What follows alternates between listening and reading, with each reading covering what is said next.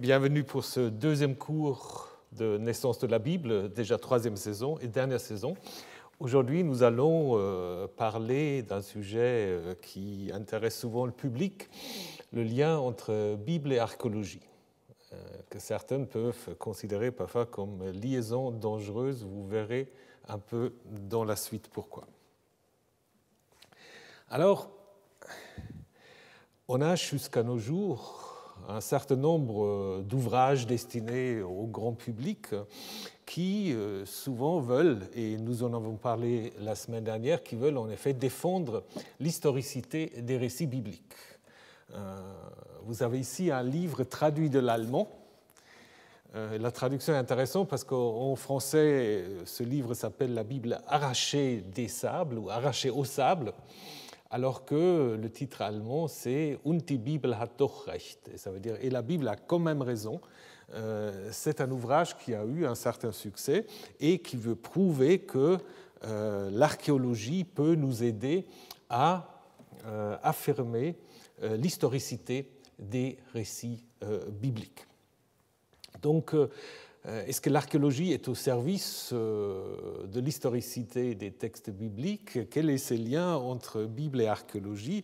Nous allons faire un tout petit voyage dans le temps et nous commençons en fait au 3e, 4e siècle de l'ère chrétienne où se mettent en place en effet des pèlerinages en Terre Sainte.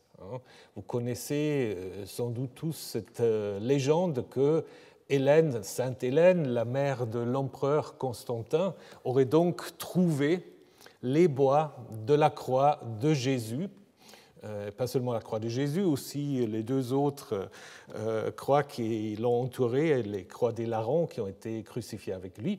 Évidemment, elle a trouvé ça où sur la place où on va ériger en effet l'église, donc la basilique du Saint-Sépulcre, ce qui auparavant était en effet un temple dédié à Vénus. Donc en fait, on voit très bien quelle est la logique de cette histoire, qui est clairement une histoire légendaire, parce qu'elle n'est pas mentionnée, disons, elle a dû être écrite bien avant, bien après, parce qu'elle n'est pas mentionnée, par exemple, par ce qu'on appelle l'Anonyme de Bordeaux, qui raconte un pèlerinage à Jérusalem en 350, et puis qui ne parle pas du tout de cette découverte de Sainte Hélène. Donc c'est certainement une légende qui s'est mise en place après, mais qui sert clairement à légitimer en fait l'emplacement du Saint-Sépulcre qui est jusqu'à aujourd'hui, évidemment avec des églises qui se sont superposées. Ensuite, nous avons à peu près à la même époque, bien que le manuscrit date du XIe siècle, un voyage beaucoup plus intéressant, voyage d'une religieuse du nom de Égérie, qui en effet raconte à ses consoeurs ces voyages qui l'amènent au Sinaï, à Jérusalem, au mont Nebo et ainsi de suite. Donc toujours à la recherche en fait des lieux où les événements bibliques se sont déroulés. C'est aussi à cette époque-là qu'on commence à identifier le Sinaï, où Dieu s'est révélé à Moïse et à Israël, avec le Djebel Moussa, donc dans le sud de la péninsule du Sinaï. Donc c'est seulement à partir du IVe siècle. Et si vous avez suivi d'autres cours, je pense que je vous ai déjà montré que dans les récits bibliques, le Sinaï ne se situe pas là où ensuite le christianisme l'a mis. L'Église catholique a toujours en effet insisté sur l'importance des pèlerinages, contrairement à la réforme, à la tradition protestante. Luther était très très opposé au pèlerinage. Il trouvait qu'on dépense beaucoup d'argent. Bon, ça c'est le lien entre protestantisme et l'argent.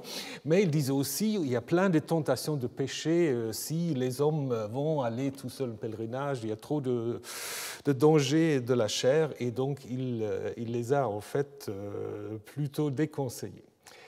Il faut attendre jusqu'au XIXe siècle où les pèlerinages vont en effet se transformer en investigation archéologique. Donc on peut mentionner Chateaubriand qui en fait effectue un voyage en 1806 et 7 donc en Terre Sainte, notamment à la mer Morte, Bethléem et Jérusalem, et il dit voilà, il fait ce voyage, la Bible et l'Évangile en main. Et cela prépare en fait la voie à des voyages très fréquents de toutes sortes d'archéologues plus ou moins, disons, professionnels. Il faut vous dire, quand on parle d'archéologie au XIXe siècle, ce n'est pas l'archéologie telle qu'on la connaît aujourd'hui, mais c'est toujours l'idée en fait de trouver des vestiges matériels des événements bibliques. Donc il y a De Saussy qui entreprend plusieurs voyages en Palestine. C'est un des premiers aussi qui étudie vraiment avec une certaine méthode la géographie de la Terre sainte et notamment le bassin de la mer Morte. C'est aussi quelqu'un en fait qui va découvrir ce qu'on va appeler le tombeau des rois, qui se trouve aujourd'hui dans le jardin en fait de l'école biblique de Jérusalem, où, selon De Saussy, aurait été enterré un certain nombre de rois d'Israël. Aujourd'hui, on a plutôt un avis très différent, c'est des tombeaux beaucoup plus récents. Mais voilà, il y a cet intérêt en fait de trouver les enracinements matériels des récits bibliques, comme d'ailleurs aussi Victor Guérin, qui donne une description géographique, historique et archéologique de la Palestine, et qui visite, entre autres, déjà, et je vais en reparler tout à l'heure, le site de Khirbet Qeiyafa, qui va nous intéresser dans un débat beaucoup plus actuel, mais qui est déjà, en effet, donc repéré par Victor Guérin. C'est aussi à cette époque-là qu'on découvre la fameuse stèle de Mécha, qui est sans doute jusqu'à aujourd'hui un des monuments les plus importants du Levant Sud, et qui est donc découvert par un missionnaire allemand du nom de Klein à Diban. Bon, il faudrait dire plutôt alsacien, bien qu'il avait la nationalité allemande, donc Klein à Diban. Beaucoup d'intérêt pour cette découverte. Les Allemands veulent l'avoir, Clermont-Ganneau est sous le coup, et puis les Bédouins qui trouvent tout cet intérêt pour la stèle un peu, alors je ne sais pas suspect ou non, toujours est-il qu'ils cassent le monument. Alors il y a plusieurs théories pourquoi est-ce qu'ils l'ont cassé. Certains disent parce qu'ils voulaient vendre les petits morceaux à prix d'or, donc pour en fait augmenter les chances de faire du profit. D'autres pensaient qu'à l'intérieur de la stèle il y avait un trésor, donc pour accéder au trésor. D'autres pensaient qu'ils trouvaient que c'était trop dangereux. Bon, peu importe, toujours est-il que la stèle a été en effet détruite par les Bédouins et reconstruit grâce, et peut-être vous vous souvenez que nous avons eu au Collège de France une exposition sur la stèle de Mécha, donc reconstruite grâce à l'estampage et aussi aux esquisses qui ont été commandées par Charles Clermont-Ganneau, qui d'ailleurs aussi mena des fouilles dans la ville de Gézer. Donc toujours visible cette stèle au musée du Louvre. J'espère qu'on pourra bientôt de nouveau s'y rendre. Et évidemment, vous pouvez aussi visiter, mais ça, il faut aller dans les archives, les estampages donc, qui existent de cette stèle. Donc, c'est en fait pour la première fois, on avait un monument qu'on pouvait mettre directement en rapport avec le texte biblique. Parce qu'il y a des noms, j'y reviendrai, il y a des noms sur cette stèle qu'on retrouve dans la Bible. Et on trouve aussi dans la Bible un récit justement de conflit entre Moab et Israël qu'on peut d'une manière ou d'une autre mettre en parallèle avec les récits sur cette stèle. Et évidemment, ce qui d'abord a attiré toute l'attention, c'est qu'on avait pour la première fois le tétragramme, le nom de Yahvé, en dehors de la Bible. Donc vous imaginez l'excitation autour de cette stèle de Mécha. C'était presque trop beau. Et beaucoup de critiques bibliques allemands, surtout à Tübingen et ailleurs, avaient très très longtemps en effet prétendu que la stèle de Mécha c'était un faux. C'était un faux parce que c'était tellement proche en fait du récit biblique que les gens avaient des grands doutes par rapport à l'authenticité de cette stèle, mais qui, je pense, aujourd'hui ne pose plus de problème.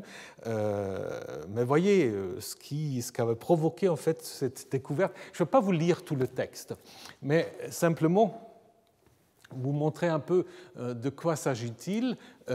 Mécha, donc le roi de Moab, va raconter sa victoire sur Israël et donc la dynastie de Omri, qui avait en effet donc occupé une partie de Moab, et donc il a donc chassé les Israélites, il a donc récupéré cette partie de Transjordanie et détruit apparemment un sanctuaire de Yahvé. Ce qui est très intéressant aussi parce que la Bible ne parle jamais d'un sanctuaire de Yahvé en Transjordanie.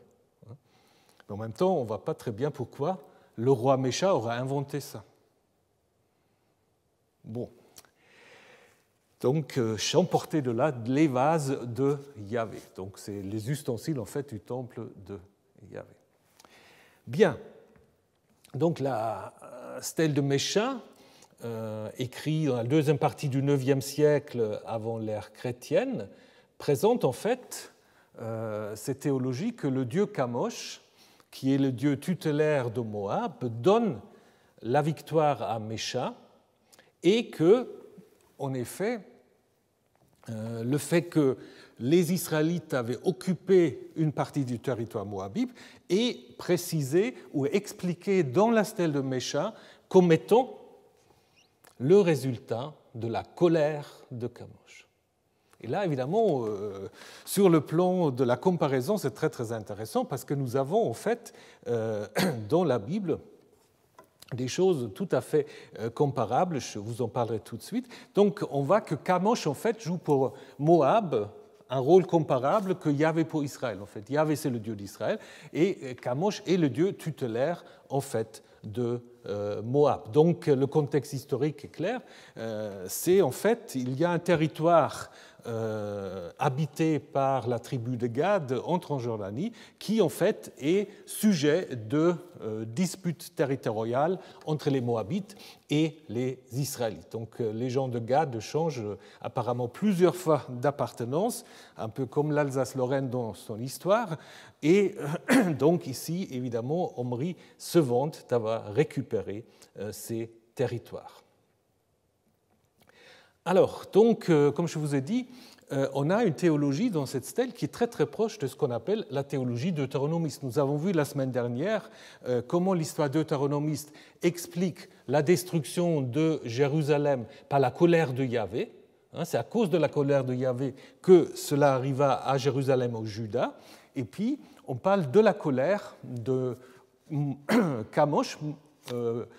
Omri opprima Moab parce que Kamosh était irrité contre son pays. Donc en fait, on a la même idée, donc on partage en fait dans le Levant cette idée qu'une défaite militaire peut être le résultat de la colère du Dieu national. Comme on l'a aussi ici dans le livre de Juges, la colère de Yahvé s'enflamma contre Israël et il les livra aux Philistins et aux Ammonites. Donc, ce n'est pas une invention des deutéronomistes d'expliquer une catastrophe militaire par la colère du Dieu national. Nous l'avons dans le Proche-Orient ancien.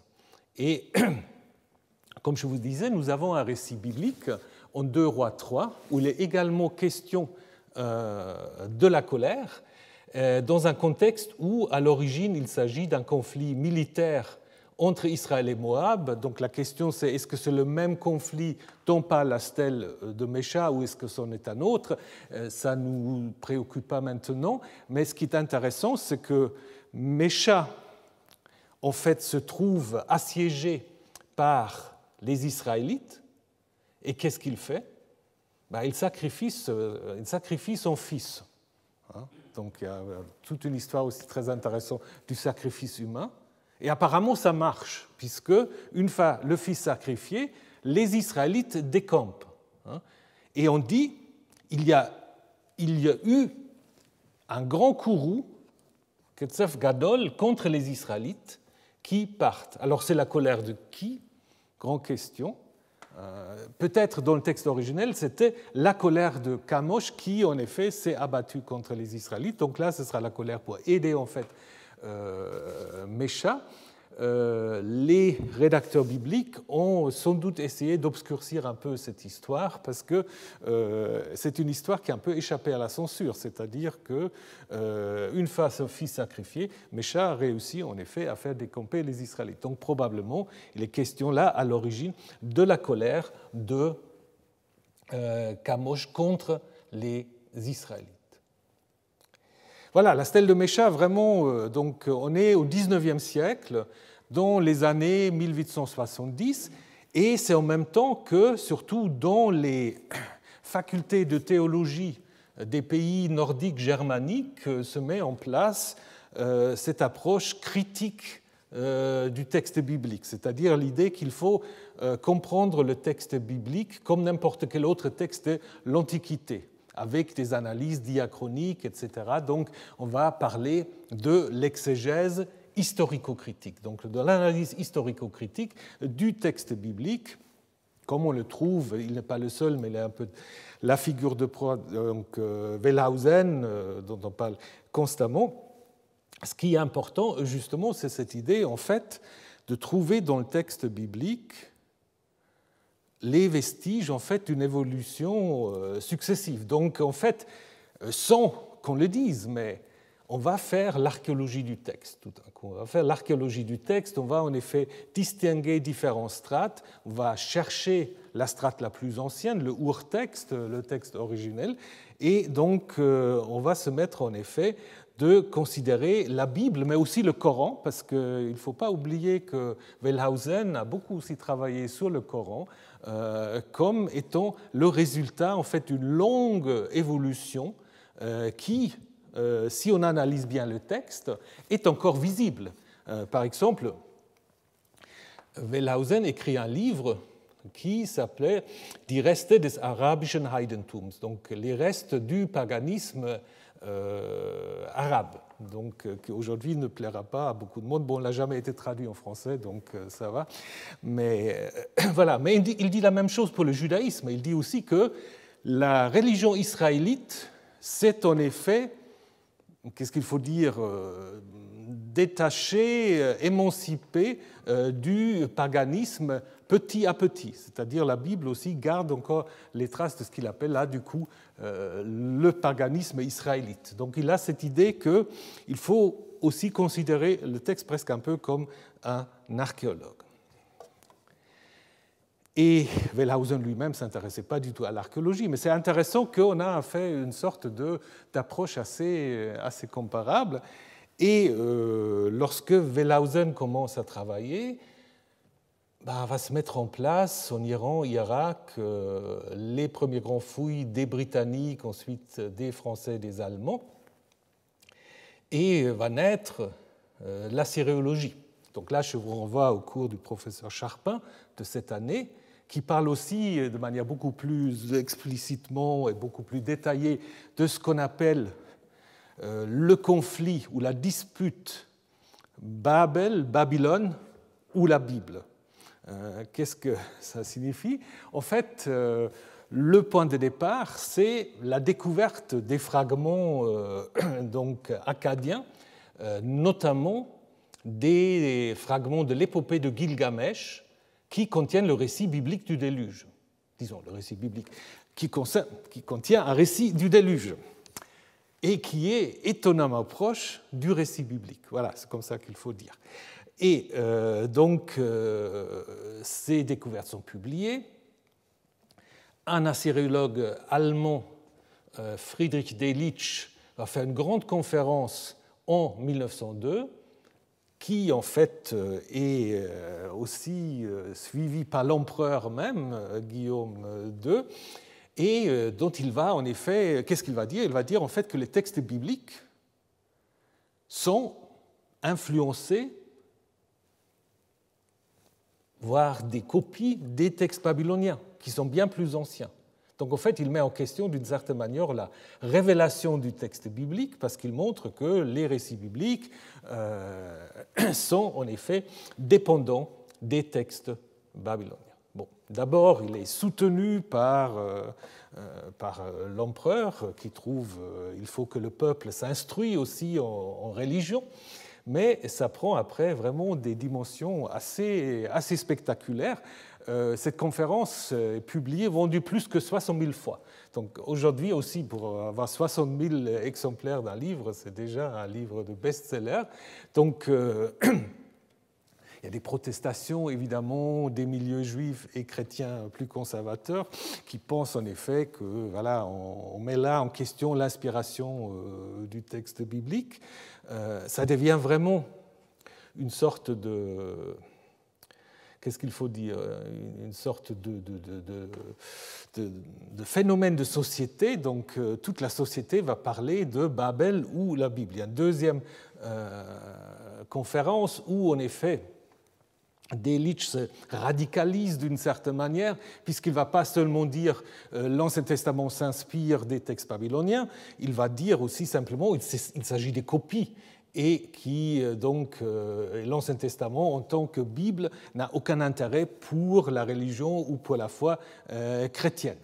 Donc là, du coup, l'empereur est un peu embêté, puisque l'empereur est aussi chef de l'Église protestante allemande, donc du coup, il est un peu mal à l'aise et il affirme quand même que l'Ancien Testament garde tout à fait son statut de livre révélé.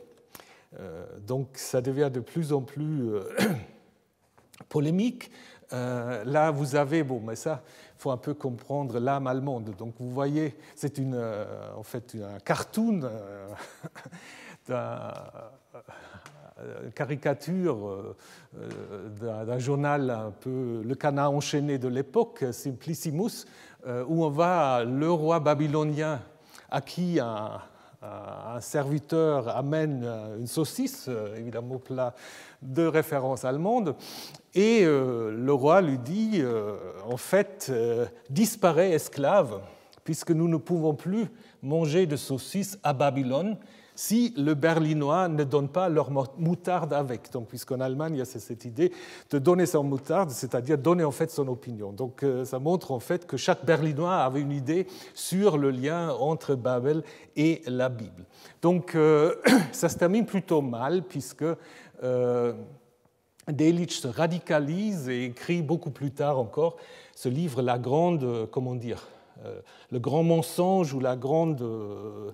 Qu'est-ce qu'il faut dire? Oui, disons le grand mensonge, la grande déception, d'une certaine manière aussi, Täuschung, c'est un peu toutes ces choses-là, où il présente quand même une vision un peu antisémite, bien que lui s'est toujours défendu d'être antisémite, mais quand même une vision assez négative de la religion israélite et de l'Ancien Testament. Mais ça pose là, évidemment aussi la question du lien de ces découvertes archéologiques par rapport à la manière dont il faut comprendre le récit biblique. C'est aussi l'époque du XIXe siècle où l'archéologie, je le disais, va un peu se professionnaliser quand même. Les Anglais vont créer le Palestine Exploration Fund, les Allemands vont créer le Deutsche Palästina Verein, dont ils diront qu'il s'agirait d'une recherche scientifique au sujet de l'histoire de la culture de la Palestine, recherche qui se concentre tout particulièrement sur son passé biblique. Donc il y a toujours cette idée que là, au début, il y a un lien très clair entre l'archéologie et ce qu'on peut appeler la mémoire collective, c'est-à-dire le christianisme a cette idée de se fonder sur les faits, sur les sites, sur les statues et sur les vestiges en fait des traces matérielles. Mais ce lien sera aussi exploité par le sionisme qui naît aussi à cette époque-là. Donc avec la naissance du sionisme, il va y avoir aussi une revendication d'une continuité du peuple juif en Palestine depuis les temps bibliques. Et là, l'archéologie va jouer un rôle très très important, bien qu'au début, Herzl était en fait un des pères du sionisme, et Herzl était peu intéressé par la dimension symbolique, voire religieuse de la Palestine. Ça ne l'intéressait pas vraiment. Donc, dans son livre, il s'appelle Alt-Neuland, donc le vieux pays nouveau, le vieux nouveau pays. Donc là, il donne quand même une sorte de vision de la reconstruction du temple de Jérusalem, mais qui ressemble farouchement à la synagogue de Vienne. Donc on reste quand même enraciné un peu dans son héritage européen.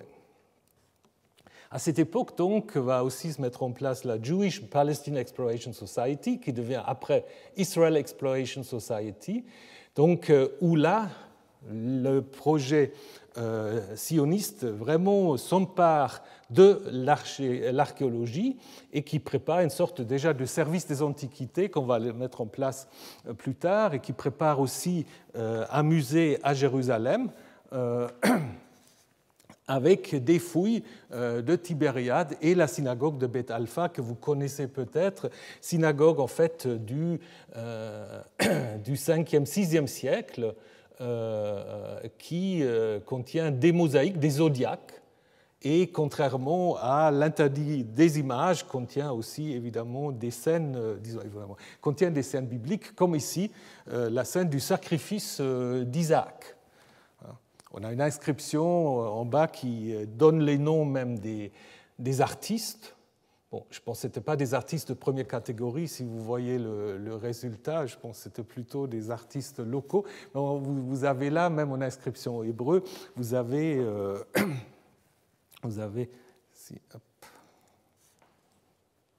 bon, peu importe.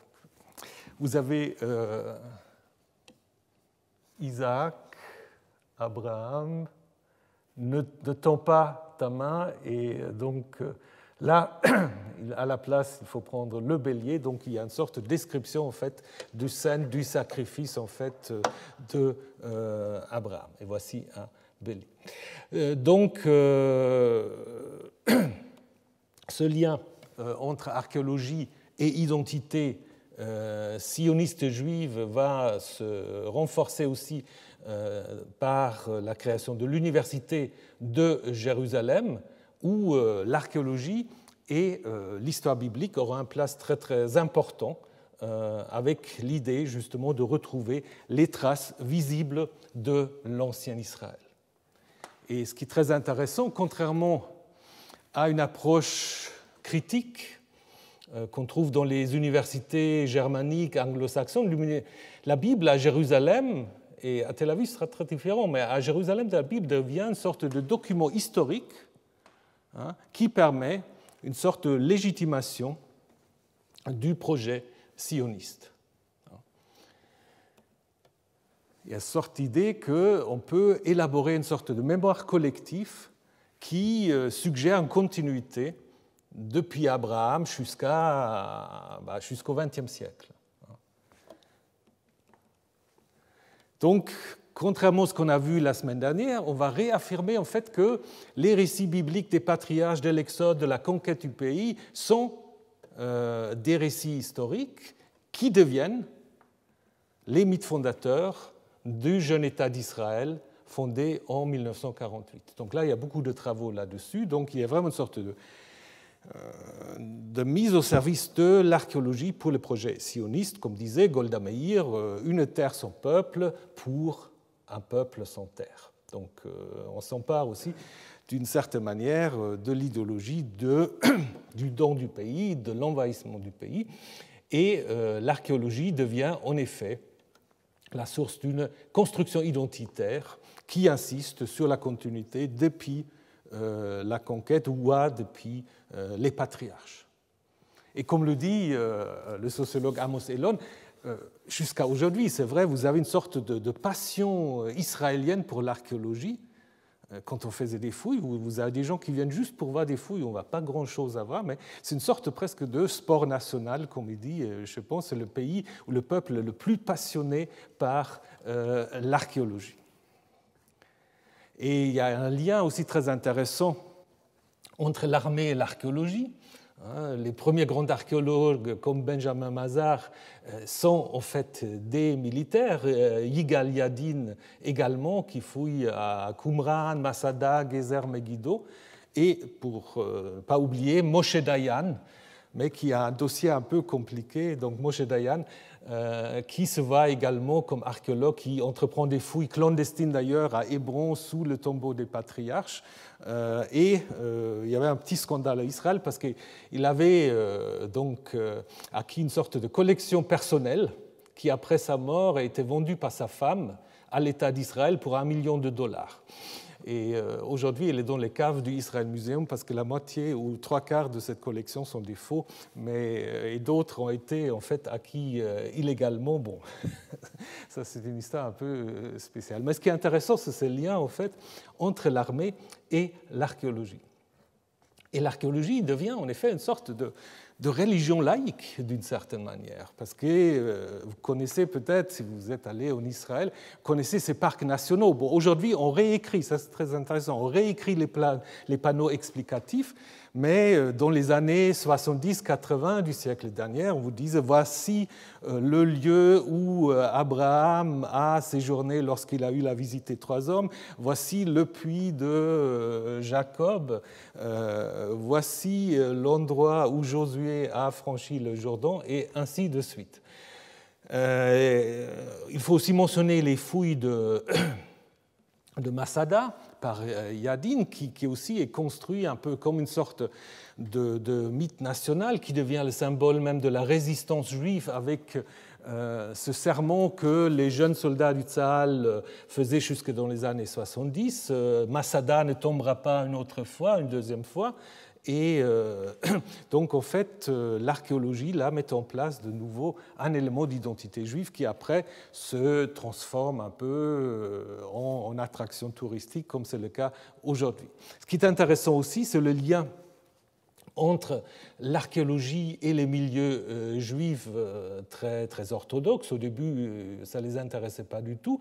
Et lors des fouilles de Masada, il y avait tout un conflit parce qu'on trouvait tous ces squelettes, ces ossements des gens alors, qui restaient, bon, on ne sait pas qu'est-ce qu'ils faisaient, ils faisaient la résistance, est-ce que c'est un suicide collectif, il y a beaucoup d'hypothèses, mais Yadin, donc, qui menait ces fouilles, il refusait en fait d'identifier des ossements comme juifs ou non juifs, alors que les juifs orthodoxes en fait demandaient en fait trouver les ossements, enterrer les ossements trouvés à Masada une fois définis qu'ils étaient juifs selon la loi religieuse.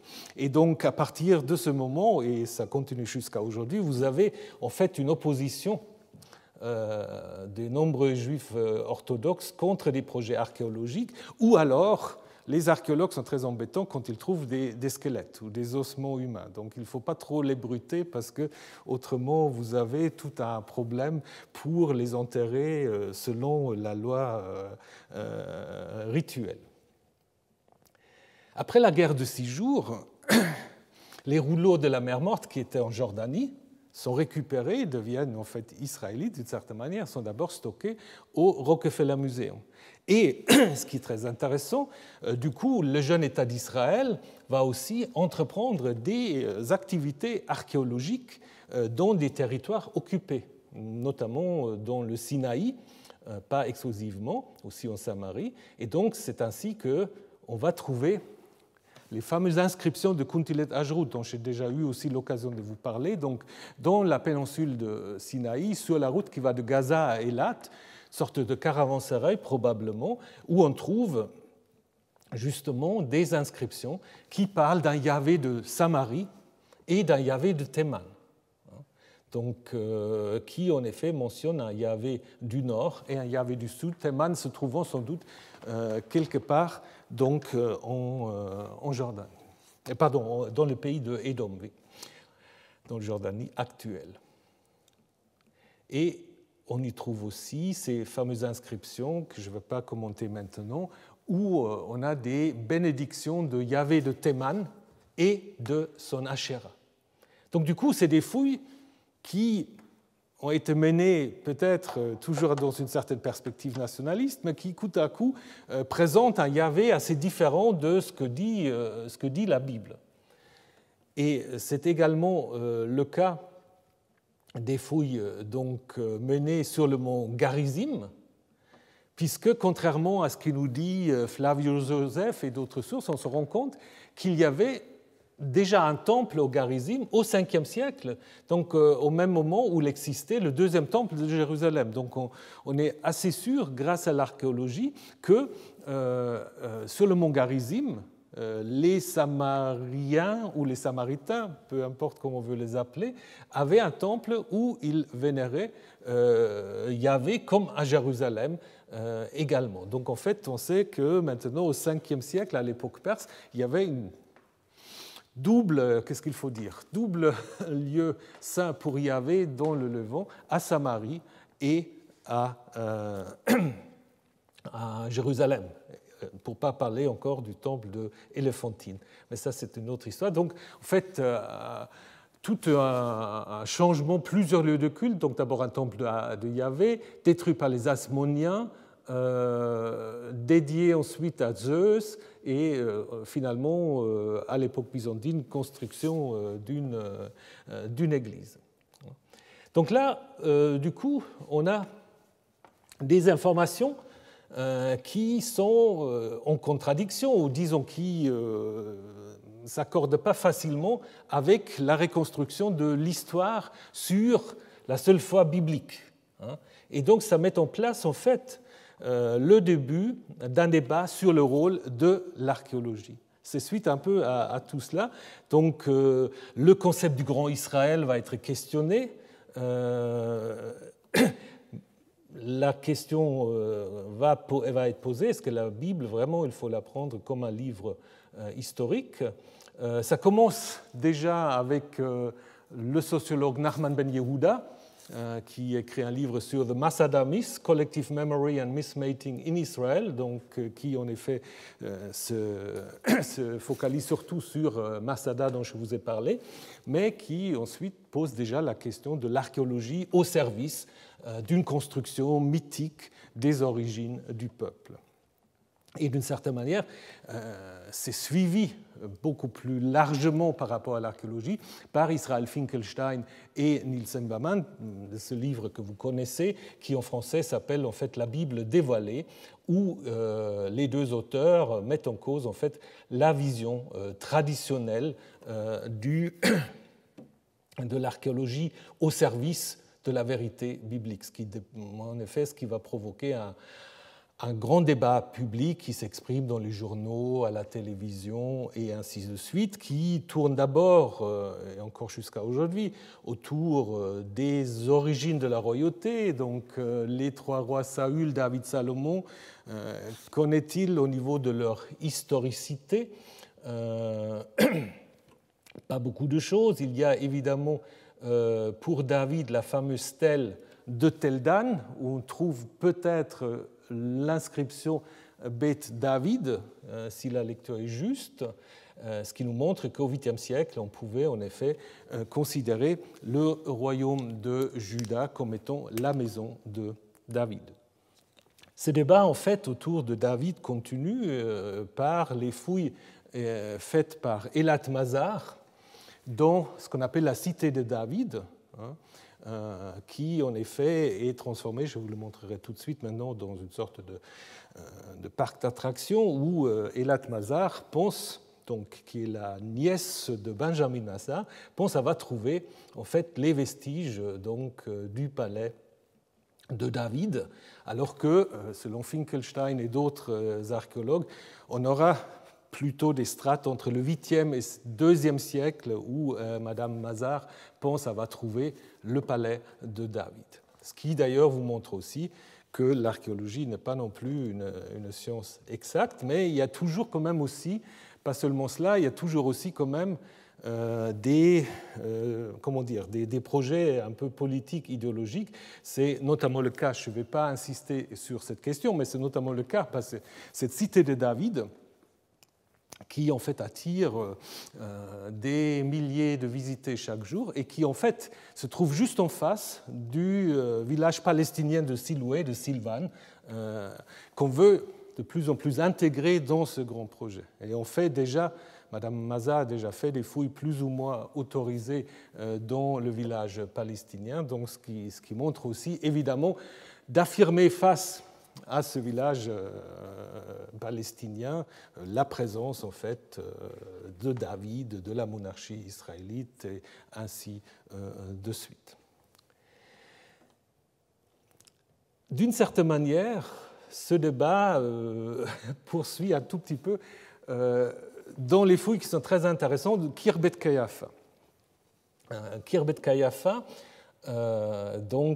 qui a été visité au XIXe siècle, comme je vous ai déjà dit, par Victor Guérin, et qui ensuite a été un peu oublié jusqu'à la fin du XXe siècle, où en effet Joseph Garfinkel et Sar Ganor ont en effet entrepris des fouilles d'une durée de 7 semaines.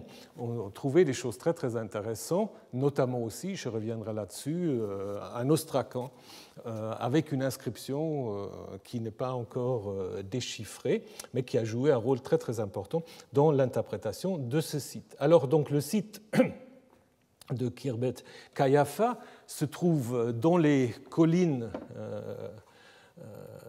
judéennes, à l'ouest de la Shephelah, donc sur une colline qui surplombe, en fait derrière vous avez la vallée d'Ela, donc la petite rivière d'Ela, entre Azekah,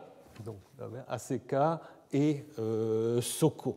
Donc près aussi de la frontière avec les Philistins, puisque Gath et sa fille n'est qu'à une dizaine de kilomètres de Khirbet Qayafa. Ce qui est très clair et qui pose aucun problème, c'est qu'il s'agit vraiment d'un site du Xe siècle avant l'ère chrétienne. Donc c'est, selon la datation traditionnelle, c'est vraiment l'époque de David. À un moment, M. Garfinkel avait même pensé que c'était la résidence d'été de David. Bon, après, il s'est un peu modéré. Mais c'est un site, en effet, qui est très, très fascinant, de 2 hectares et quelques, qui a été occupé seulement au Xe siècle. Après, un tout petit peu à l'époque perse et puis byzantine plus tard. Et un site quand même d'une certaine importance, avec une porte assez importante, donc une porte donc de casemate, donc avec deux rangées, et des chambres entre les deux rangées, une porte très très importante. Selon Garfinkel, on aurait trouvé de l'autre côté une autre porte, ce qui est assez unique, ce qui lui a permis, tout le monde n'est pas d'accord, mais en fait, ce qui lui a permis d'identifier ce Khirbet Qayafa. Je ne sais pas très bien ce que veut dire, c'est un nom arabe, Khirbet Qayafa, on ne sait pas très bien ce qu'il veut dire, peut-être la colline ou le site avec une belle vue, une vaste vue, mais bon, peu importe. Donc, ce qui lui a permis en fait d'identifier ce lieu avec la ville de Sha'arim. Sha'arim, les portes, peut-être dit-il à un duel originel, les 2 portes, parce qu'on trouve, je reviendrai là-dessus, on trouve ces noms plusieurs fois dans la Bible. Mais très vite, il va trouver quelques stèles. Alors, est-ce que c'est des objets cultuels ou non? Il va conclure que ces stèles montrent que c'est un culte aniconique, sans image, donc typique pour l'Israël ancien. Donc, on trouve Sha'arim ou Sha'araïm en 1 Samuel 17, et c'est dans le contexte, en effet, du combat de David contre Goliath. Et on dit qu'une fois que David a battu Goliath, les Philistins s'enfuient, les Israélites les poursuivent, et les Philistins blessés tombèrent par le chemin de Sha'arim. Peut-être dans la vallée d'Ela, c'est possible. Et donc, conclusion de M. Garfinkel, qui a d'ailleurs donné aussi des conférences ici au Collège de France, que vous pouvez retrouver, conclusion de M. Garfinkel, ça prouve l'historicité du combat de David contre Goliath. C'est aller un peu vite en besogne, parce que déjà il faut identifier Khirbet Qayafa avec Sha'arim, et puis localiser la fuite des Philistins à cet endroit-là ne dit encore rien sur l'historicité de ce qu'on raconte, ce qui serait passé avant. Il a aussi donc la stèle dont je vous ai déjà parlé, qui donc prouvera l'existence d'un culte israélien aniconique. Il a trouvé ce modèle d'un sanctuaire, et évidemment, c'est le modèle que David aura fait faire pour que son fils Salomon puisse construire le temple de Jérusalem. Alors que ça, si on demande aux spécialistes, ça ressemble plus à des modèles phéniciens qu'autre chose, donc il ne correspond guère à la description du temple dans le livre des rois. Mais donc vous voyez comment là aussi on souhaite faire coïncider d'une certaine manière la Bible et l'archéologie. Et puis le fameux tesson que personne n'a encore vraiment déchiffré, prouverait l'existence justement d'une écriture israélite au Xe siècle. Je reviens là-dessus. D'abord, le modèle, comme je vous ai dit, du sanctuaire est proche plutôt des modèles phéniciens. L'identification avec Shaharaim n'est pas très claire. La ville Shaharaim est mentionnée 3 fois dans la Bible, mais dans les textes, en fait, que les spécialistes vont dater entre le 7e et 3e, 2e siècle. Donc, ce n'est pas forcément des textes très, très anciens. Ce qui n'est également pas très clair, est-ce que la ville est judéenne? Est-ce que la ville est philistine? Très difficile à savoir parce qu'elle est vraiment dans une région frontière. Donc, il y a beaucoup de questions qui restent ouvertes. Également pour la fameuse inscription. La fameuse inscription, c'est l'ostracon de Khirbet Qeiyafa, que certains ont voulu vraiment déchiffrer. Je vous ai mis ici comme exemple, parce qu'il y en a tellement d'autres, une reconstruction d'Émile Puech, de l'école biblique de Jérusalem, qui évidemment veut trouver déjà des liens avec la Bible. Il ne faut pas opprimer l'étranger, il faut garder le veuve et l'orphelin. Mais il y a tellement de spéculations et des présupposés que ça n'a pas été vraiment retenu par les chercheurs. André Lemaire, qui est plutôt du côté des maximalistes, si j'ose dire, même lui, il dit qu'il faut être prudent. Il pense que c'est plutôt une liste de noms.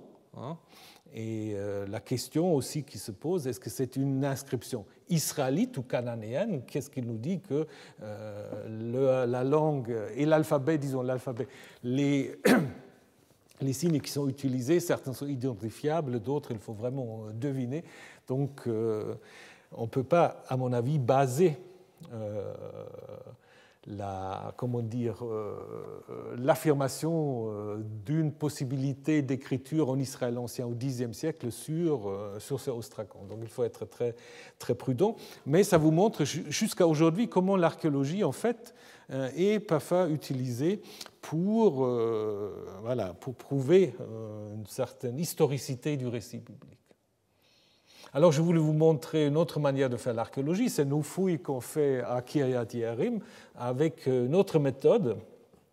Donc, un projet dont j'ai déjà eu aussi l'occasion de parler ici, un projet conjoint de l'Université Tel Aviv du Collège de France, que j'espère va quand même continuer, et qui se situe donc à Kiryat Yearim, donc proche de Abu Ghosh.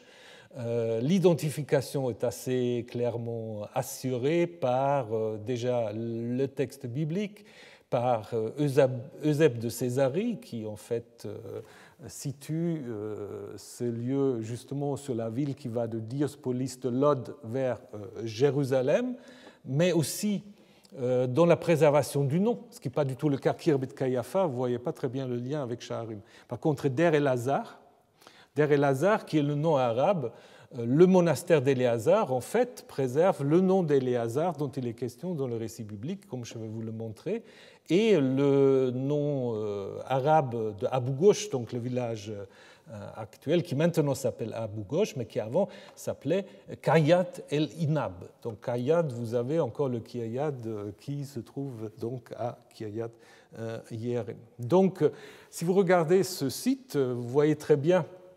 C'est un site important de 4-5 hectares, un des plus vastes sites de l'âge du bronze récent et l'âge du fer dans les hautes terres du Levant méridional.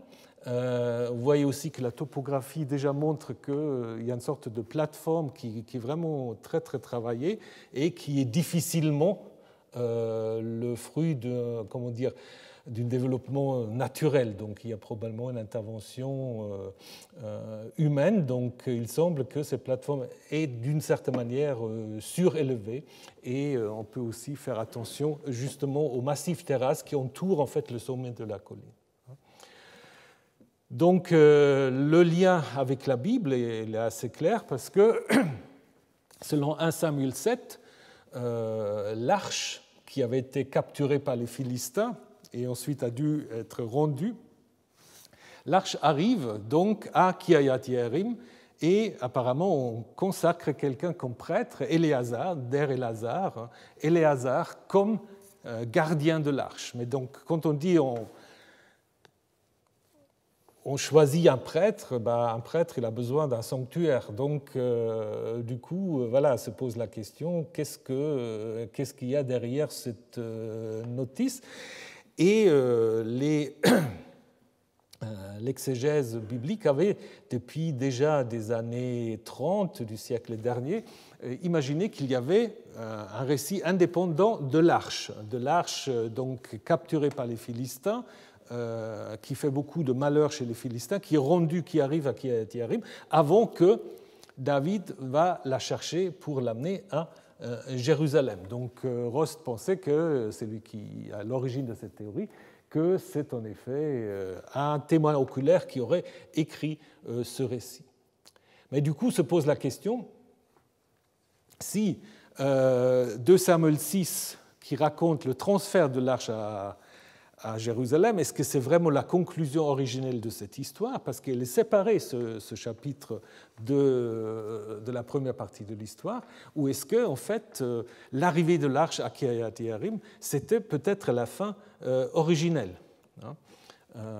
Alors si ça se termine à Kiriath-Yearim, donc il faut se poser la question, pourquoi est-ce qu'on racontait cette histoire? Et peut-être, en effet, on a raconté cette histoire pour légitimer, d'une certaine manière, Kiriath-Yearim comme nouvel emplacement de l'arche. Donc, du coup, évidemment, il faut se poser la question, qui a écrit après le récit de son transfert à Jérusalem? Donc, beaucoup de questions qui restent ouvertes. Donc, le site actuel de Kiriath-Yearim est un site très bucolique, et qui est marqué par une église qui garde d'ailleurs le lien avec l'arche de l'Alliance, parce que cette église, qui est adossée à un monastère, s'appelle Notre-Dame de l'Arche de l'Alliance, fondée donc, ou mise en place par sœur Joséphine, donc une religieuse française qui avait acheté les terrains. Donc c'est aussi une histoire très intéressante que je ne peux pas vous raconter maintenant. Il y avait aussi le consul de Prusse qui était intéressé par ce site, donc qui a fait monter les enchères. Mais toujours est-il que dans les années 20 du siècle dernier, on a construit cette église, et ce qui est évidemment très intéressant, on a construit cette église sur les restes d'une église ou d'un monastère byzantin, que vous pouvez encore visiter quand vous allez dans cette église moderne. Donc vous voyez en fait par terre les restes d'une mosaïque, d'ailleurs pas très bien conservée, mais très visible. Et donc du coup, on a déjà en fait une inscription dans la longue durée. Donc déjà au 5e, 6e siècle, on a construit apparemment là une église en lien avec l'Arche de l'Alliance. Après, quand on sait que beaucoup de sanctuaires chrétiens sont construits sur des sanctuaires précédents, on peut peut-être aussi se poser la question si, avant cette église byzantine, il y avait autre chose à cet endroit.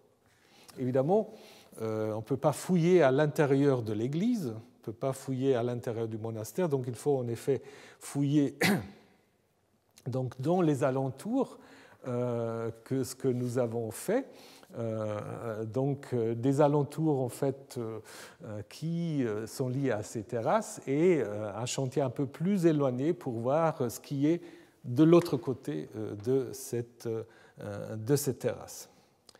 Et la grande découverte, il y a toutes sortes de découvertes, mais la grande découverte, c'est qu'en effet, nous avons un mur de soutien, mais qui est vraiment un mur de soutien qui, en fait, entoure l'emplacement du monastère et de l'église actuelle, d'une largeur d'environ 3 mètres, et construit vraiment sur la roche-mère.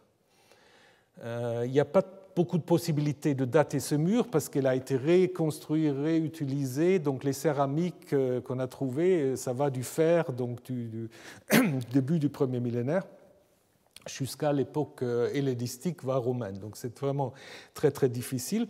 Donc la seule possibilité, c'est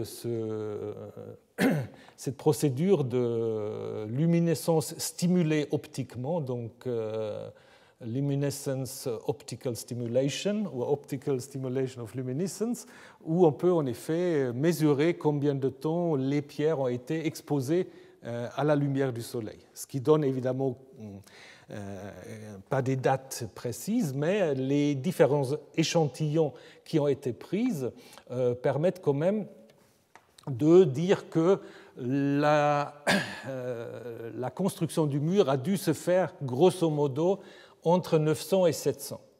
Donc déjà là, on est en désaccord avec les récits bibliques, puisque selon le récit biblique, l'arche était arrivée à Kiriath-Jearim bien avant David. Donc si on prendrait une sorte de chronologie absolue, plutôt au XIe siècle qu'au IXe ou VIIIe siècle. Donc du coup, il faut se poser la question, qui peut à ce moment-là construire un mur d'une telle importance? Et donc une possibilité qui reste une possibilité, c'est donc de penser à un roi du Nord, d'autant plus qu'on a des types de constructions avec ces grands pierres qui sont tout à fait comparables à ce qu'on peut voir sur les restes du palais de Samarie, qu'on peut encore visiter, qui était fouillé évidemment au début du XXe siècle avec des méthodes pas encore aussi sophistiquées, mais on voit quand même les restes de ces grandes pierres qui sont assez proches de ce que nous avons dans ce mur à Kiriath-Jearim. Donc, du coup, une possibilité, ce serait de dire en effet que c'est Jéroboam II qui avait en effet le contrôle aussi sur Juda, qui aurait pu être à l'origine de cette construction, pour peut-être y placer l'arche en tant que sanctuaire, soit concurrent de Jérusalem ou sanctuaire en fait qui contrôle certainement Jérusalem, puisque depuis Kiriath-Jearim, vous voyez le chemin, vous êtes à 10-12 km de Jérusalem et vous contrôlez en fait l'accès à Jérusalem. Le dernier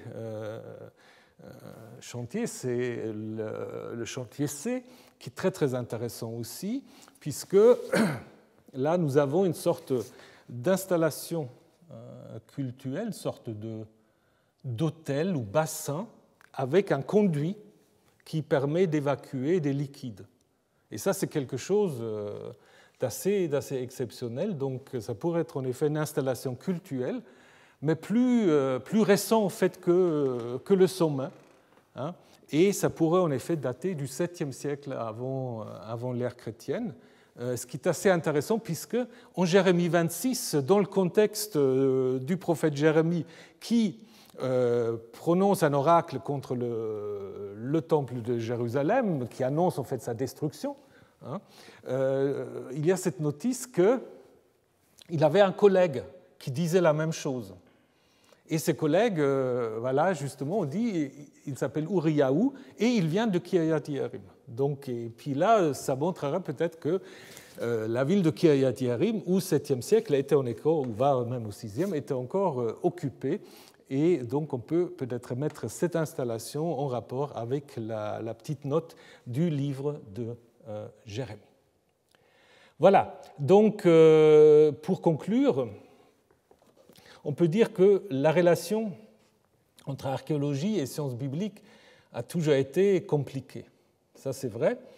On peut voir une sorte de tension, même, je dirais, jusqu'à nos jours, entre une archéologie, je dirais, humaniste, qui est née dans les universités européennes, et une archéologie qui se comprend parfois comme participant à un projet soit d'identité nationale ou aussi d'identité religieuse, puisque actuellement, je n'avais pas le temps de vous parler, à Shiloh aussi, nous avons en fait un groupe d'évangéliques américaines qui essayent de retrouver la tente de la rencontre à Shiloh et qui en fait fait aussi une archéologie assez particulière.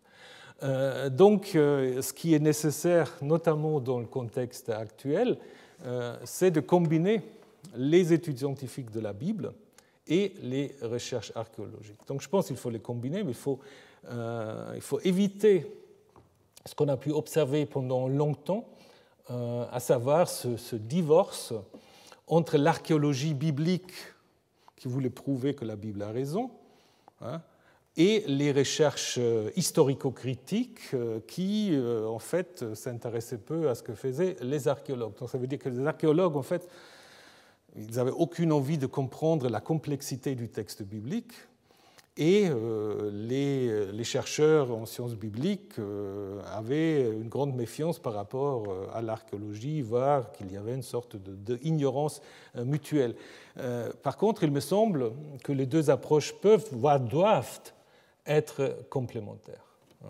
D'une certaine manière, il faut évidemment garder l'indépendance des études bibliques et des fouilles archéologiques. Donc vous ne pouvez pas tout de suite approcher un site ou un texte avec un présupposé qui vient de l'autre champ de recherche, mais il est absolument nécessaire justement que les archéologues qui font des fouilles en Israël-Palestine, qu'ils soient au courant des théories historiques des sciences bibliques, mais il faut aussi que ceux qui émettent des théories historico-critiques s'intéressent un peu à ce qui se passe sur le terrain. Parce que justement, parfois, l'archéologue vous trouve des sites. On a parlé tout à l'heure de Khirbet Qeiyafa, un site apparemment quand même important au Xe siècle. Après, il faut l'expliquer. Mais dans le récit biblique, on n'aurait jamais pensé à un site comme ça. Donc il y a évidemment une stimulation mutuelle, d'autant plus que, il me semble, les deux disciplines, analyse du texte public littéraire et archéologie, ont des méthodes similaires.